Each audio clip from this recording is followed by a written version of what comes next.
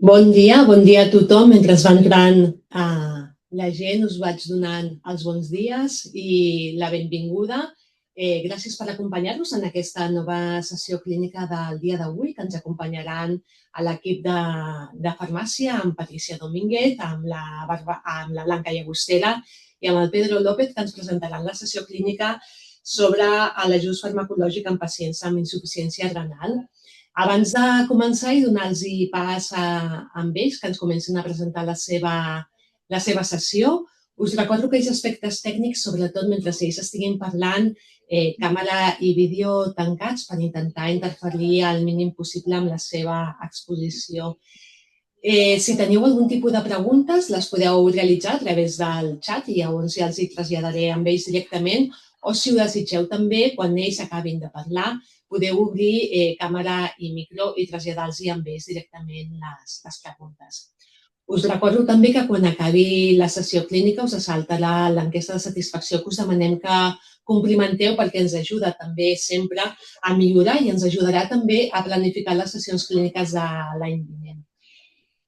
I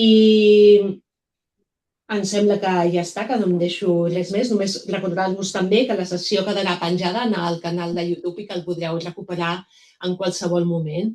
I sense més, dono pas a Patricia, Blanca i Pedro amb la seva sessió clínica. Endavant. Hola, bon dia a tots.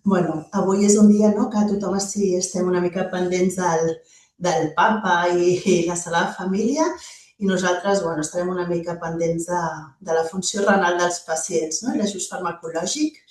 Aleshores, aquesta presentació la fem la Blanca, el Pedro i la Patricia, però en representació de tot l'equip de farmàcia, incloent la Maria, farmacèutica de Creueta, la Laura, farmacèutica de Güell i l'Anna, farmacèutica de Girona. Y en deferència al Pedro, que es un cordobés que está adoptado en tierras tarragonesas, la sessió la farem en castellà, perquè així és uniforme i queda més maco, tot amb el mateix llenguatge. Aleshores, cambio de chip y pasamos a ajuste farmacológico en pacientes con insuficiencia renal. Y para hablar de este tema, lo primero que debemos hacer es un poco contextualizar qué es la enfermedad renal crónica. Tanto el documento consenso de la enfermedad renal crónica de la Sociedad Española de Nefrología como la Kidney Disease Improving Global Outcome, que es una guía internacional, define la enfermedad renal crónica como la presencia de alteraciones en la estructura o función del riñón durante un periodo de al menos 3 meses. ¿Y cómo se diagnostica esta enfermedad renal? Hay dos maneras o dos criterios que pueden diagnosticar enfermedad renal. Uno es un filtrado glomerular por debajo de 60 mililitros minuto, 1,73. Perdón. ¿Que no está compartido, me han dicho? No està compartit. Vale, pues aquí, perdón. Ahora sí, ¿no? Aquí. Vale, ara estem veient ara, perfecte. Sí, perdó, perquè l'havia donat a compartir, però no. Pues això, doncs el filtrado glomerular por debajo de 60 mililitros o la presencia de lesión o daño renal, entendiéndose como alteraciones estructurales o funcionales del riñón, diagnosticados o bien mediante biopsia o presencia de albúmina o proteína en orina o bien pruebas de imagen. Las guías indican que con uno de estos criterios se diagnostica enfermedad renal crónica, lo cual quiere decir que la presencia de daño renal diagnosticado por alguna de las maneras, a pesar de que el paciente tenga un filtrado glomerular superior a 60, podríamos considerar que el paciente presenta o tiene enfermedad renal crónica. Tener en cuenta que esta enfermedad, pues actualmente tiene bastante impacto en la salud de los pacientes. Los datos que recopilan de estudios de prevalencia en España del 2018 y de 2021 indican que la edad es un factor que predispone a presentar enfermedad renal crónica.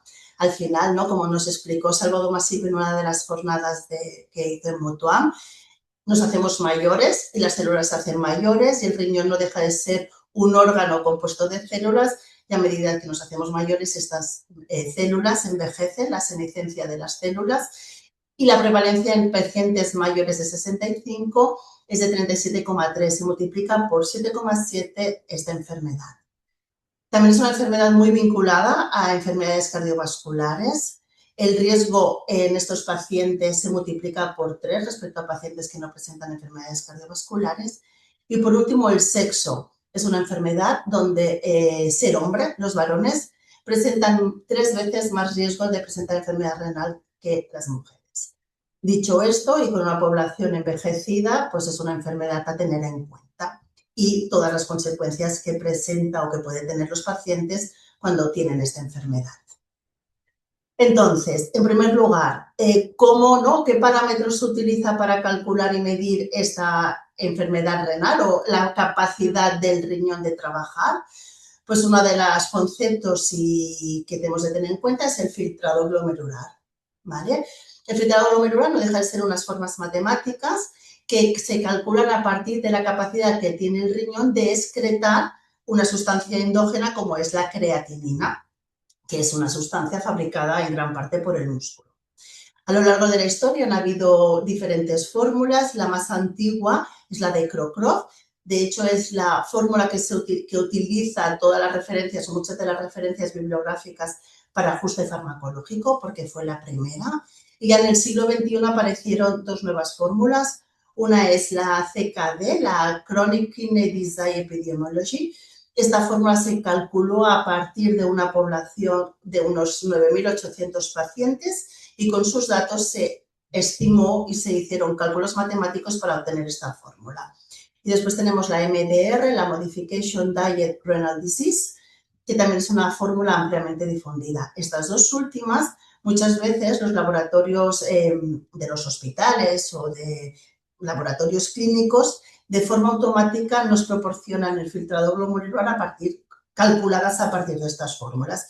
Y en las analíticas veremos, ¿no?, que pone filtrado glomerular y al lado te indica qué fórmula han utilizado para su cálculo. Entonces, estos son cálculos matemáticos. Entonces, hemos de tener en cuenta que no es un valor exacto, son estimaciones, ¿no? Nosotros calculamos una estimación de filtrado glomerular. ¿Ello qué quiere decir? Que en caso de medicamentos con bajo este estrecho margen terapéutico, en la medida de lo posible, el ajuste farmacológico sería ideal hacerlo a partir de valores reales del paciente de fármaco en sangre, o sea, poder medir niveles en la medida de lo posible, porque no se puede calcular para todos los fármacos, pero hay muchos como tacrolimus, micofenolato, litios, digoxina, donde en la medida que se puede, lo mejor es poder hacer determinaciones de fármaco en sangre y a partir de esos datos y a partir de bases estadísticas poblacionales estimar qué dosis tendría que recibir el paciente, más que ajustadas a su función renal estimada.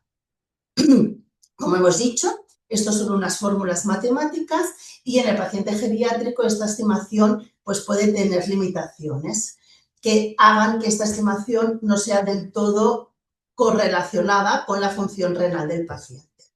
Entre ellos están pues, alteraciones en la superficie corporal, pues por bajo peso, por sarcopenia, ¿no?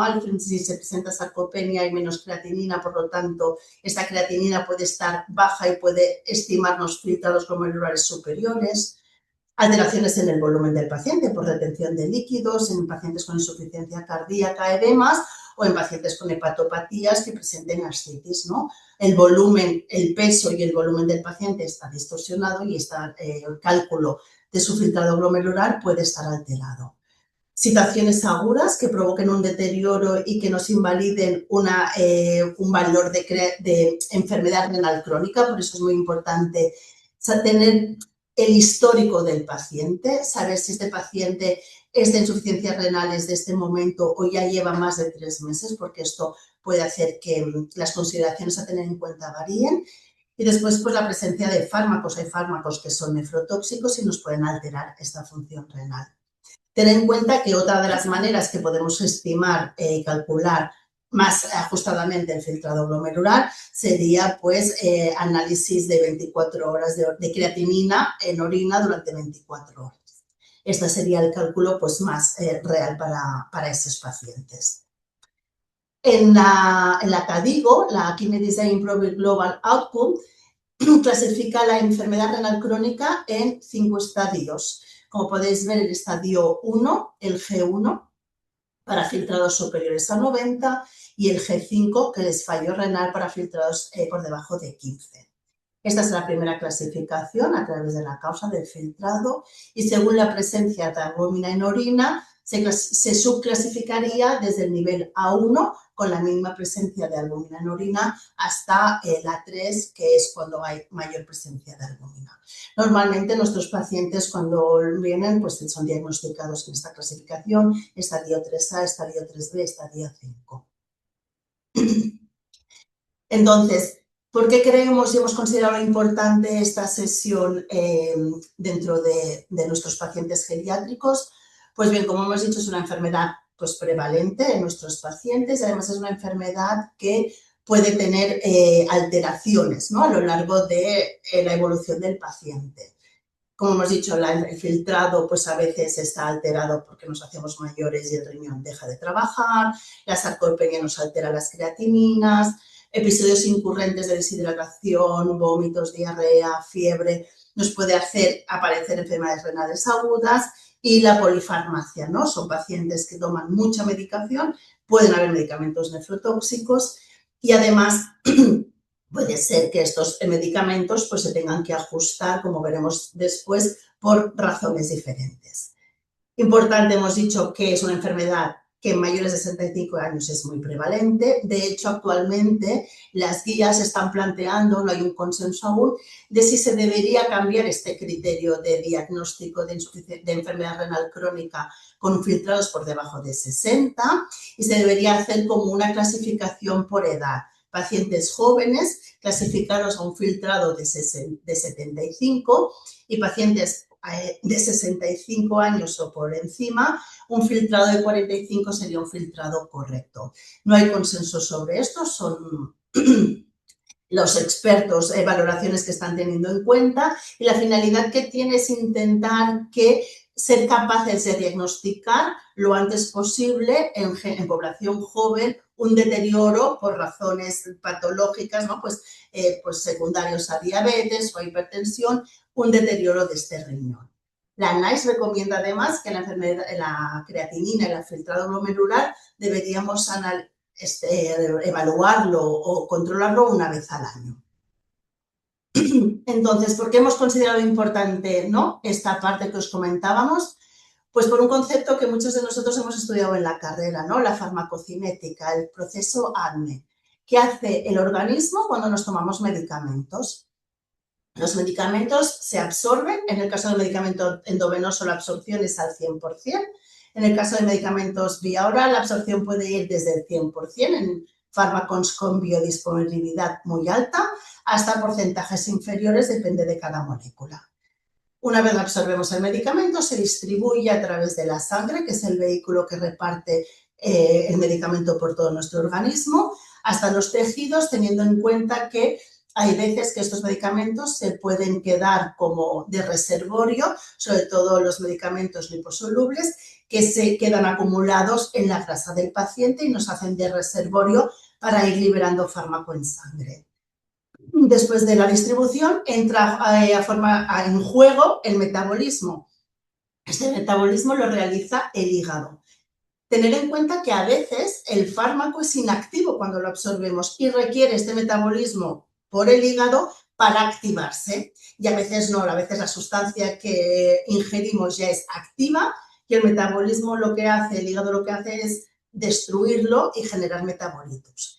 Sea lo que sea, el órgano que nos excreta, que nos saca el fármaco de nuestro organismo es el riñón. Es la depuradora de nuestro cuerpo, es quien elimina el fármaco. También el sudor se puede eliminar fármaco por sudor o por otros líquidos, pero el principal es la orina y es como digo, nuestra depuradora. Por lo tanto, es muy vital para nosotros porque nos ayudará a esta terapia detox, ¿no?, por decirlo de una manera. Entonces, esto es lo que hace el organismo. ¿Y qué le pasa al fármaco? Pues si el filtrado glomerular de nuestros pacientes está disminuido, tiene menos capacidad de eliminar fármaco, por lo tanto tiene menos capacidad de aclarar el fármaco, permanecerá más tiempo en el cuerpo y por lo tanto la vida media del fármaco aumentará y como consecuencia aumentaremos la concentración del fármaco en sangre. Este aumento de la concentración del fármaco en sangre tiene dos efectos. Por un lado, el efecto que nosotros esperamos del fármaco estará incrementado, que esto puede ser bueno hasta un punto, y por otro lado, los efectos secundarios del fármaco también aumentarán, con lo cual a menor función renal, mayor exposición al medicamento y mayor toxicidad, tanto del efecto que esperamos como de los efectos no esperados. ¿Y esto pasa en todos los fármacos? Sí, todos los fármacos o muchos fármacos se eliminan por el riñón y tenemos que revisarlos. Aquí hemos hecho un poco un resumen de los fármacos que consideramos relevantes e importantes, pues por sus efectos secundarios o por sus consideraciones y porque son fármacos altamente utilizados en pacientes geriátricos y en los pacientes que nosotros atendemos en los diferentes centros del grupo.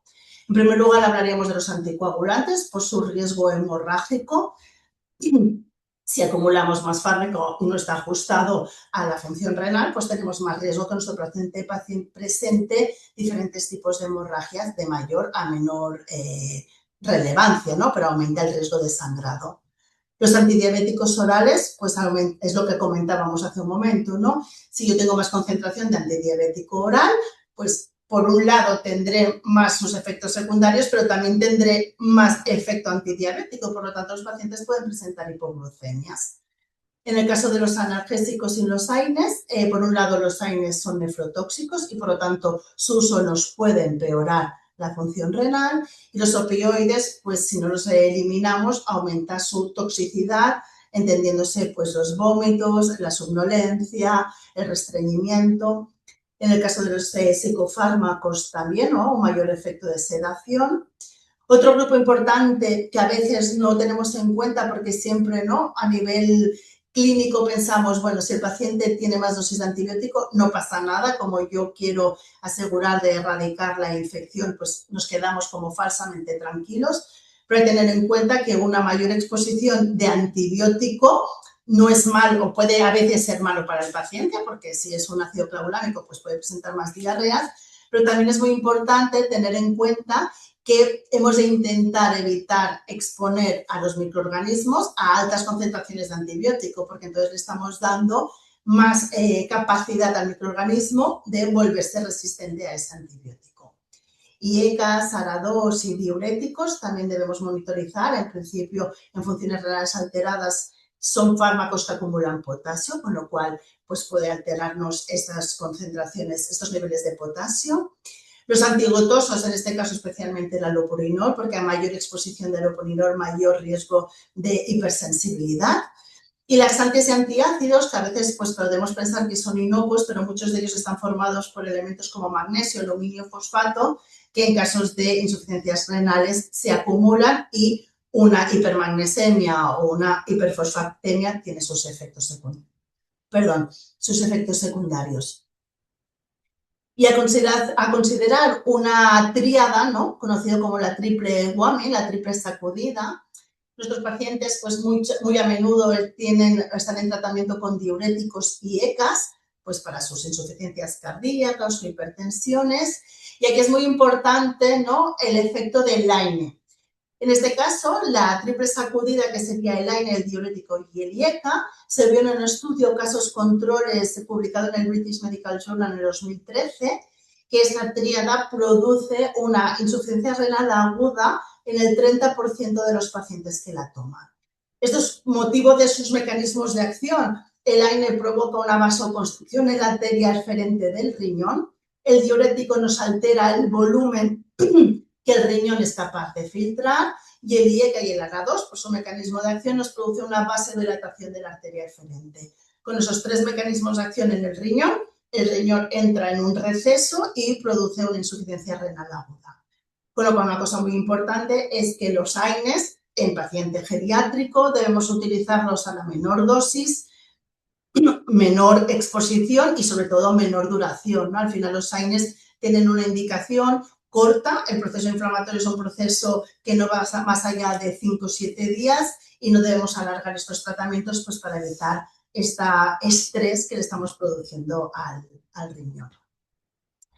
Entonces, ¿cómo deberíamos hacer, ¿no? Y cómo se hace un poco esta valoración farmacológica del paciente y este ajuste. En primer lugar, debemos evaluar la función renal de los pacientes. Después debemos hacer un balance de los fármacos que toma, identificar qué fármacos son nefrotóxicos y hacer un poco revisión. Ajustar la posología y la dosis del paciente, o sea, ajustar el tratamiento. Podemos ajustar de dos maneras. Podemos ajustar disminuyendo la dosis en cada toma, pero a veces esa no es la manera que deberíamos hacerlo, sino lo que debemos hacer es ajustar el intervalo, la misma dosis, pero más espaciado en el tiempo. Esto depende de la farmacocinética de cada fármaco y es una de las cosas que debemos revisar en cada momento y en cada paciente, fármaco y situación concreta.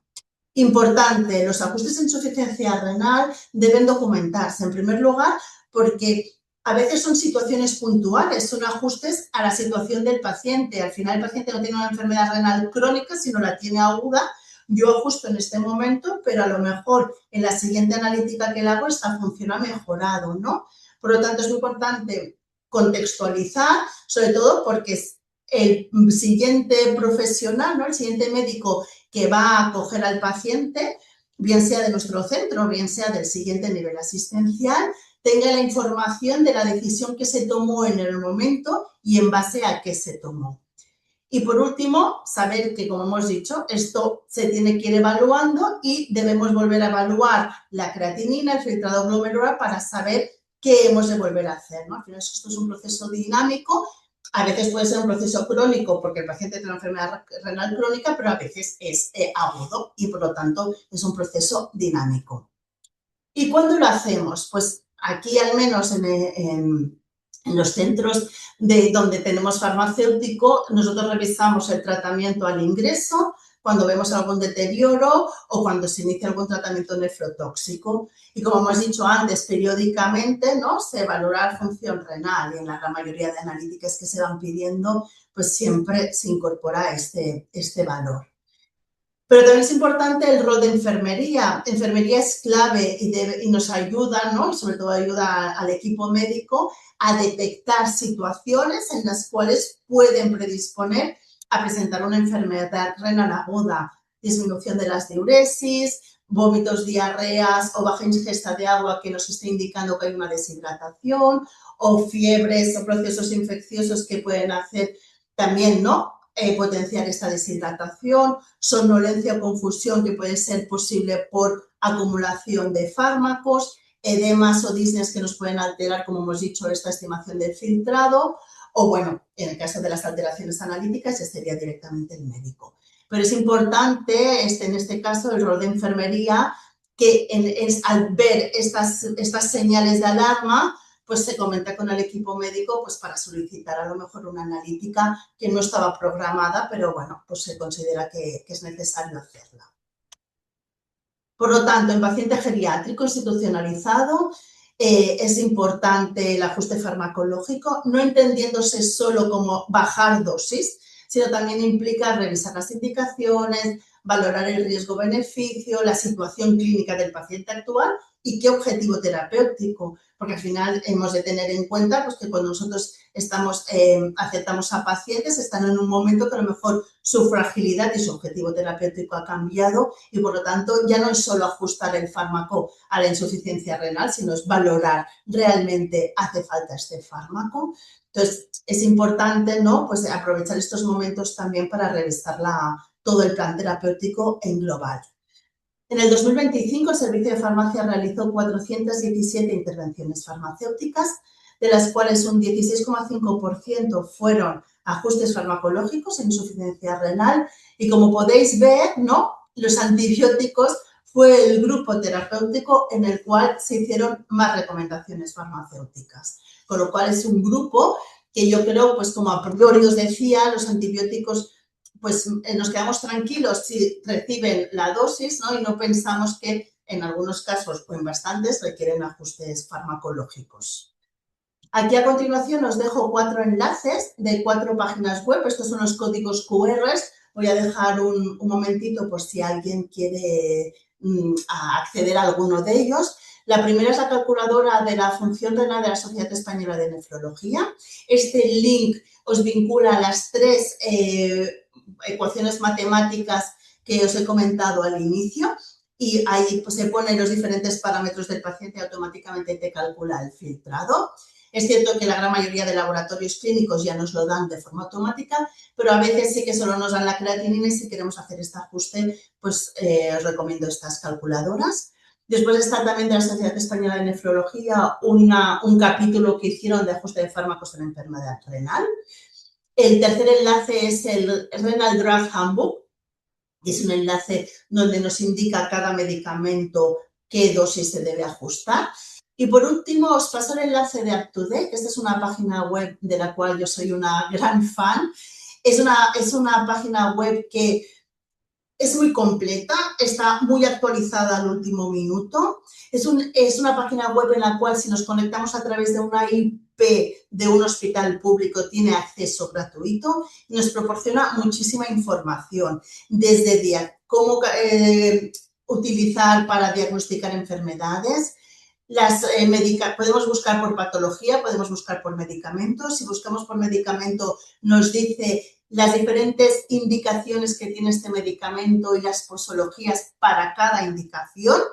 Y después tiene una parte que se le llama, bueno, tiene mecanismos de acción, tiene cómo administrar, pero hay una parte que le llaman el kidney impairment, que te dice para cada indicación y para cada dosis qué ajuste farmacológico hay que hacer.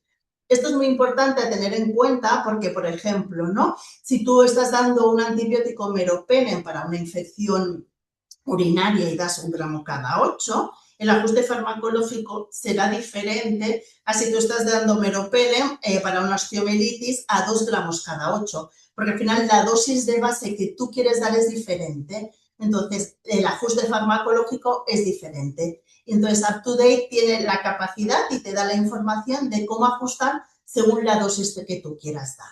Entonces, bueno, yo soy una gran fan y os recomiendo que si empezáis a utilizarla y veréis que os es de gran utilidad para vuestro día a día.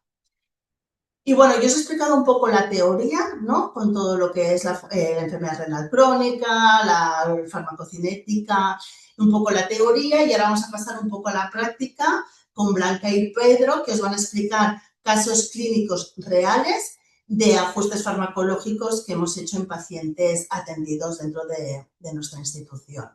Así que le doy el paso a Blanca con el primer caso clínico. Hola, buenos días.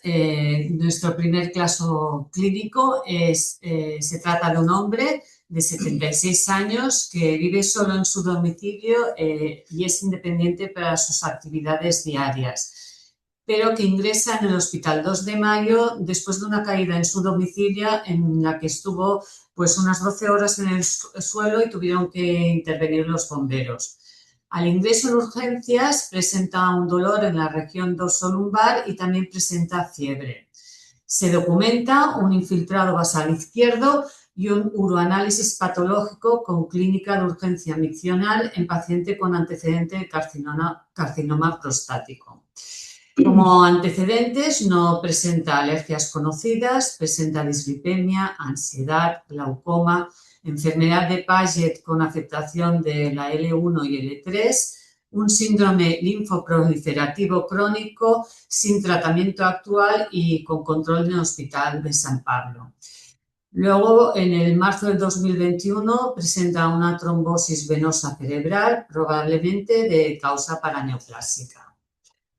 El motivo de ingresa en el Hospital Sociosanitario Mutuam Way en la unidad de subagudos el 23 del 4 para tratar la neumonía basal izquierda y luego para la infección de orina cuyo urinocultivo está en curso.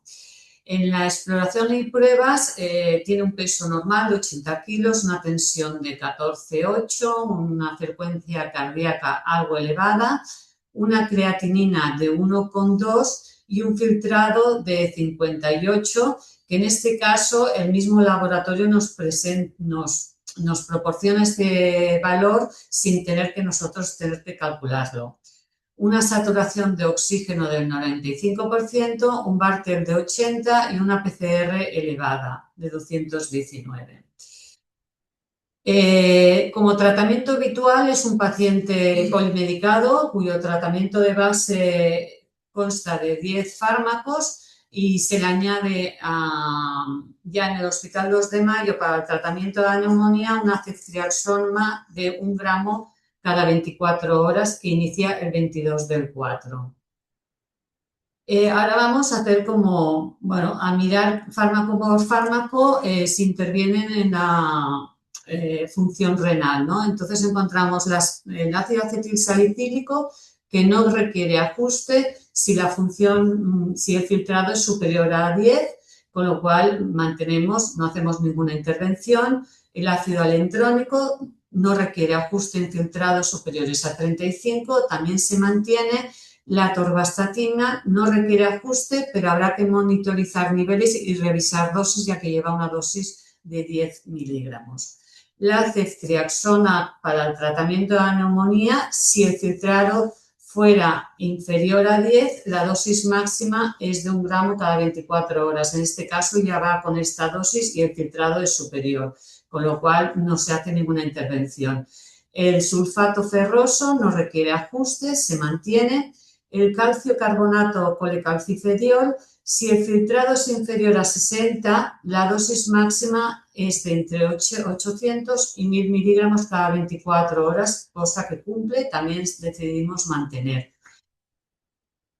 En relación al latanoprost, macrogol o meprazol no requieren ajustes, se mantienen por diagnóstico. El paracetamol es un analgésico de elección relativo, revisaremos la prescripción fija que tiene.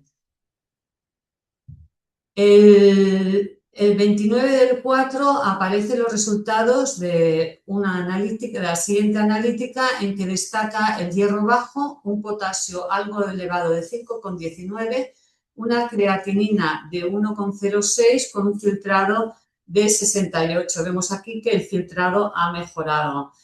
Y el resultado del urinocultivo, que es positivo a Proteus mirabilis blea. Entonces, revisando el urinocultivo, vemos que la ceftriaxona para la cual está tomando el paciente para la neumonía, en cambio es resistente para esta bacteria. Entonces, se pauta gentamicina para combatir a la infección urinaria, 80 miligramos cada 12 horas que inicia el 29 del 4. Y también se pauta resincalcio sobre cada 12 horas, iniciando el mismo día con una pauta corta hasta el 2 del 5. En cuanto a la gentamicina, el problema potencial que puede surgir es que es un fármaco nefrotóxico, con lo cual habrá que revisar y ajustar dosis y pauta. Y en relación al resincalcio, no requiere ajuste, pero habrá que monitorizar los niveles de potasio y recordar que los valores elevados de potasio, solo en caso de que sean superiores a 5,5, se ha de prescribir el resincalcio. Entonces, la intervención farmacéutica que realizamos, hemos de tener en cuenta el filtrado glomerular último, que de la última analítica es de 68. Esto corresponde a un estadio G2 que nos indica que la función renal está ligeramente disminuida. El peso del paciente es de 80 kilos. La pauta inicial de gentamicina es de 80 miligramos cada 12 horas y vemos que es una dosis insuficiente, ya que la dosis que se debe prescribir o pautar es de 5 miligramos por kilo de peso al día y esto nos daría una dosis única diaria de 400 miligramos. Como el filtrado ha mejorado y está por encima de 60, no requiere ajuste. Hemos de recordar que los aminoglucósidos no se metabolizan, se excretan por filtración glomerular. Entonces, para una función renal normal, la vida media plasmática del fármaco es de unas 2 horas. En insuficiencia renal, esta vida plasmática puede variar entre 30 y 60 horas y en una dosificación repetitiva del fármaco se puede producir una acumulación en la corteza renal con la consiguiente nefrotoxicidad debido a que esta vida plasmática puede alcanzar hasta las 100 horas. Como factores de riesgo de nefrotoxicidad tenemos unos factores inalterables que no podemos hacer nada, como puede ser la edad avanzada, una enfermedad renal preexistente y una disfunción renal basal. Y habrá factores relacionados con el tratamiento, como puede ser esta acumulación repetitiva y una consiguiente acumulación en la corteza renal, un índice terapéutico estrecho del propio fármaco, una duración prolongada del tratamiento y fármacos concomitantes. Metaanálisis comparativos demuestran que la eficacia antibacteriana es similar y presenta menor nefrotoxicidad potencial con dosis únicas diarias en frente a una pauta fraccionada, con lo cual que actualmente se recomienda una dosis única diaria. La optimización de la terapia es clave para minimizar el riesgo de toxicidad renal, dado el índice terapéutico estrecho de los aminoglucósidos. Y por último, pues esta diapositiva yo la encuentro que es muy visual para comparar la farmacocinética y farmacodinámica de antibióticos, comparando los que son concentración dependiente y tiempo dependientes. En el caso de los aminoglucósidos son concentración dependientes y lo importante es alcanzar un pico alto en relación con la concentración mínima inhibitoria, mientras que los betalactámicos lo importante es mantener la concentración por encima de la concentración mínima inhibitoria el mayor tiempo posible. Y pues bueno, pues hasta aquí mi caso y ahora le paso la palabra a mi compañero Pedro. Hola, pues yo soy Pedro, soy el farmacéutico de Grup Mutuam Vilaseca y voy a contar el último caso de la sesión de hoy. Este caso es un señor de 66 años, un varón. En cuanto a su antecedente, a nivel toxicológico, podemos ver que no presenta alergia medicamentosa. Es un paciente que es exfumador desde el 2017, además no consume enol. Tuvo un deterioro cognitivo severo. En cuanto a sus enfermedades crónicas, vemos que tiene hipertensión arterial, actualmente en tratamiento. Tiene también diagnóstico de diabetes mellitus 2 en tratamiento, pero con un mal control metabólico, y una dislipemia en tratamiento. A nivel cardiovascular, vimos que sufrió un ictus en el año 2018, pero sin secuelas. Sufrió también una cardiopatía isquémica en el 2022 y además presenta una arteriopatía periférica con claudicación intermitente. El señor es portador de sonda vesical, además tiene enfermedad renal crónica en grado 4 de etiología diabética, para la cual tiene que ir a hemodiálisis lunes, miércoles y viernes todas las semanas. En cuanto a sus antecedentes quirúrgicos, vemos que se le practicó una apendicectomía, una amigdalectomía, tuvo una fractura de tibia y peroné izquierdo, una resección distal de clavícula, fractura radial izquierda, fractura trocánter y fémur izquierda. Y luego, además, a nivel de alimentación, el señor es portador de una sonda nasogástrica debido a desnutrición y a disfagia a líquidos y sólidos. Bueno, este señor ingresó aquí en nuestro centro sociosanitario de Vilaseca, en la unidad de convalecencia, el día 3 de marzo, con el objetivo de mantener la calidad de vida y de rehabilitación. Como hemos visto, es un paciente pluripatológico que además en el momento del ingreso tenía estas pruebas. El señor ingresó normotenso, con una frecuencia cardíaca normal, afebril. Sin embargo, ingresó con oxígeno. Vemos que desaturaba al 89% sin oxígeno y al 97% con oxígeno.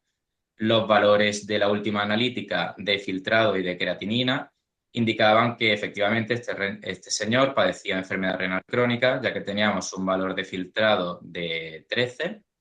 Los niveles de glicemia estaban normales, sin embargo, teníamos un nivel de hemoglobina glicosilada de 10,9%, que lo que nos indicaba es que efectivamente este señor había tenido un mal control de su enfermedad, de su diabetes. En este caso, la analítica de iones salía normal. Vamos a ver ahora en la comprobación siempre hacemos, una vez que el paciente ingresa, hacemos una comprobación a ver si hay una última analítica. Y en este caso es cierto que había una analítica posterior a la fecha del ingreso, en la cual se actualizaron los valores de creatinina. Como ha explicado mi compañera Patria anteriormente, la mayoría de los laboratorios ya nos dan el valor de creatinina y el de filtrado glomerular de forma automática. Sin embargo, en este caso, esta nueva analítica solamente nos arrojaba un valor de creatinina. Vemos que era relativamente diferente al del valor de creatinina al ingreso y entonces lo calculamos. Para calcularlo usamos la calculadora CKD-EPI de la Sociedad Española de Nefrología, en la cual se introducen los datos del paciente como el sexo, la edad y el valor de creatinina, y esto nos da un valor de 14,2 de filtrado. Es verdad que no difiere mucho del valor de filtrado con el que ingresó, pero bueno, lo actualizamos. Sin embargo, vimos que este señor, aunque tiene enfermedad renal crónica, estaba en hemodiálisis. Por lo tanto, el ajuste de su medicación va a ser algo diferente que si únicamente sufriera enfermedad renal crónica. Vamos a verlo ahora con su medicación. Tenía un tratamiento habitual de 16 fármacos, es decir, es un paciente muy polimedicado, y a este tratamiento además se le añadieron 5 fármacos por si precisaba. Vimos que aparte de su medicación crónica, también había ingresado aquí en nuestro hospital con un antibiótico, con una piperacilina con tazobactam. Vamos a hacer ahora un análisis de cada uno de estos fármacos y veamos si hay que hacer algún tipo de ajuste. El primero de ellos, el Adiro, el ácido acetil salicílico, es un fármaco que no requiere ajuste en hemodiálisis, por lo tanto lo mantenemos. El aldodipino, un inhibidor de los canales de calcio que se usa para la hipertensión, no requiere ajuste en enfermedad renal crónica, por lo tanto habría que mantenerlo. El calcifediol, la vitamina D, es cierto que no requiere ajuste en enfermedad renal crónica, pero sin embargo la vitamina D sufre 2 procesos de activación en el organismo, uno en el hígado y otro en el riñón. Como este señor tiene la capacidad del riñón tan mermada, es un fármaco que, aunque no hay que ajustar, sí que deberíamos de monitorizar para evitar que se produzca un aumento de la concentración de vitamina D y que pueda producir algún tipo de toxicidad. El citalopram antidepresivo, que en hemodiálisis se produce una pérdida de menos del 1%, por lo tanto no requiere ajuste, se mantiene. Luego además llevaba 2 diuréticos, una furosemida que en enfermedad renal crónica no requiere ajuste, sin embargo la hidroclorotiazida en enfermedad crónica, cuando el valor de filtrado es por debajo de 30, deja de tener efecto terapéutico. Por lo tanto, la recomendación que nosotros hicimos al médico sería retirar. El omeprazol no requiere ajuste en enfermedad renal crónica, por lo tanto se mantiene. Salbutamol y ipratropio igual no requieren ajuste y los mantenemos. Luego además también llevaba un complemento de magnesio, el cual sí que tendremos que monitorizar por si se produce un aumento de la concentración del mismo, que sí que puede producir toxicidad en enfermedad renal crónica. Llevaba para el control de la diabetes una insulina lenta, que no requiere ajuste. Y ahora en lo que nos vamos a centrar es en este antibiótico que trajo en el ingreso. Es una piperacilina con tazobactam, que es un betalactámico en asociación con un inhibidor de las betalactamasas. Este fármaco sí que requiere ajuste, por lo tanto vamos a tener que revisarlo para ver si tenemos que hacer algún cambio en su posología.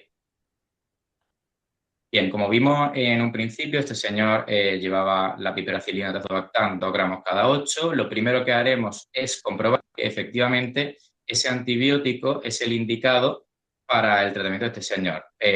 Por lo tanto, lo que hicimos fue comprobar en la historia clínica compartida el último antibiograma, un urinocultivo del día 1 de marzo, en el cual se especifica el señor dio positivo para Serratia maltesens y Enterococcus fecalis, sensible a piperacilina tazobactam o pipertazo.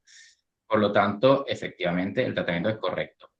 Revisando la farmacocinética, las guías establecen que en un paciente en hemodiálisis se va a perder entre un 30 y un 40% de este fármaco, de la piperacilina tazobactam. Y este paciente lo tenemos en hemodiálisis, por lo tanto tendremos que hacer una revisión de las horas y el momento de administración del fármaco junto con las horas de la diálisis para intentar hacer un ajuste. Y en cuanto a la dosis, vimos que este señor tenía pautado 2 gramos de piperacilina cada 8 horas, lo cual en valores de filtrado por debajo de 20, como es en el caso de este señor, es correcto. Sin embargo, vamos a tener que hacer algún tipo de ajuste, ya que si es cada 8 horas y este señor está en hemodiálisis, va a haber alguna dosis que la pierda. Aquí es donde entra la intervención farmacéutica, para la cual, si pasamos a la siguiente diapositiva, lo primero que hicimos fue comprobar el horario de hemodiálisis. Vimos que era que se hacía los lunes, miércoles y viernes a las 8, por lo tanto, eso va a entrar en conflicto con la primera pauta del pipertazo a las 8 de la mañana, ya que lo tiene pautado cada 8 horas. Como las guías nos habían recomendado que se puede pautar pipertazo 2 gramos cada 8 horas, pero en filtrados por debajo de 20 también se puede pautar 4 gramos cada 12, y teniendo en cuenta que la hemodiálisis, si empieza a las 8, dura 4 horas, terminaría a las 12, la recomendación que se le hizo a la doctora en este caso sería hacer un cambio de posología. En vez de 2 gramos cada 8 de piperacilina tazobactam, pasar a 4 gramos cada 12 y poner la primera pauta de inicio a las 12 de la mañana para que coincida con el final de la diálisis y no se produzca la pérdida de antibiótico por hemodiálisis. La doctora aprobó este cambio de posología y entonces lo que se hizo fue contactar con el centro de hemodiálisis, se les comunicó el cambio que se iba a hacer de la dosis de antibiótico y aceptaron y nos dijeron que ellos se lo pondrían el antibiótico allí al terminar la hemodiálisis. Todo esto se consensuó con el equipo de enfermería para poder entregarle al paciente los lunes, miércoles y viernes la dosis de antibiótico y que se la pudieran poner allí en el centro de hemodiálisis. Y ya por último, para finalizar, este mensaje clave, que es que el ajuste farmacológico en insuficiencia renal es un proceso dinámico.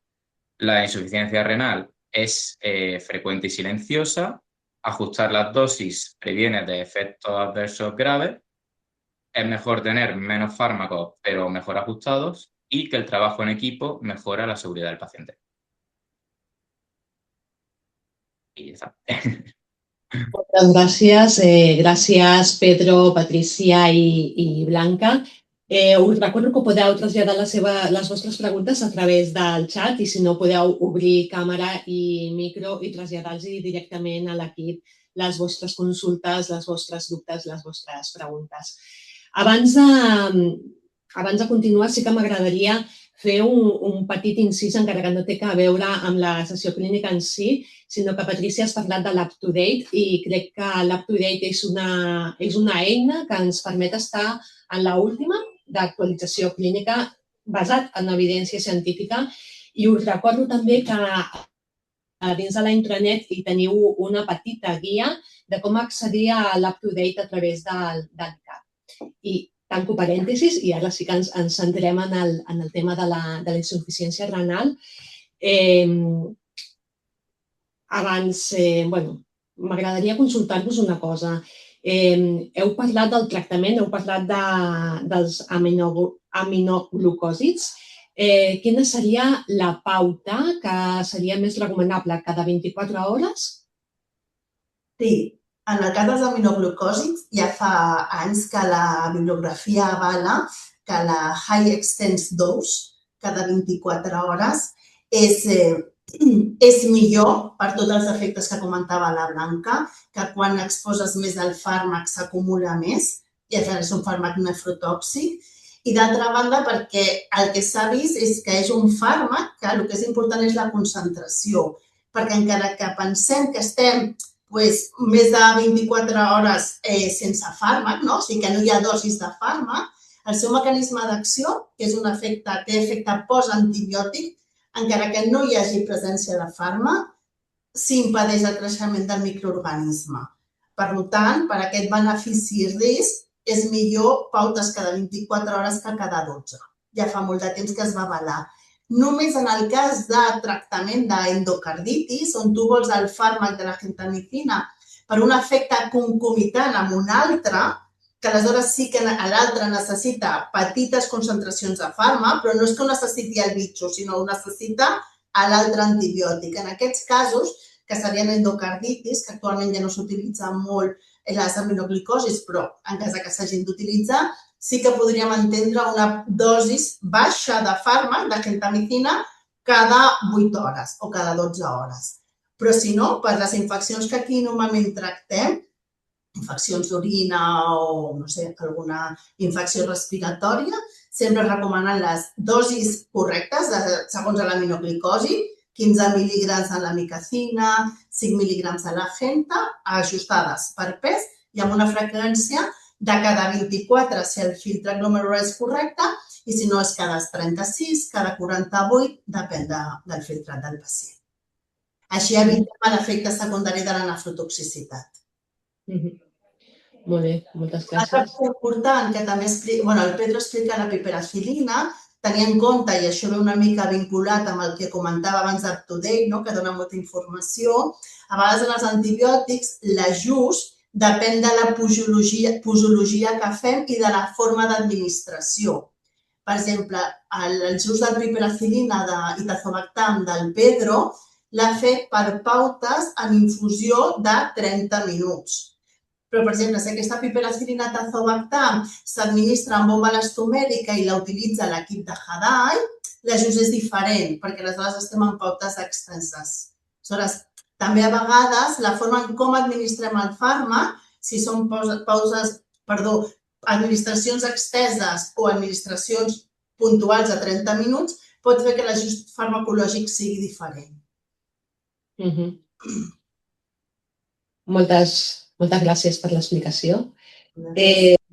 Si no hi ha preguntes, felicitar-vos per la sessió clínica d'avui, a tot l'equip de farmàcia i especialment a la Patricia, la Blanca i el Pedro. Si no hi ha més preguntes, ho deixem per avui, ho deixem aquí. Moltes gràcies per acompanyar-vos. Us recordo que aquesta ha estat la sessió clínica del mes de juny i que no ens tornem a veure fins al mes de setembre, i al mes de setembre tindrem la sessió clínica dels equips PADES que ens parlaran sobre el desig d'avançar la mort en pacient no oncològic. Doncs que tingueu un bon matí i moltes gràcies per acompanyar-nos. Gràcies a vosaltres. Adéu.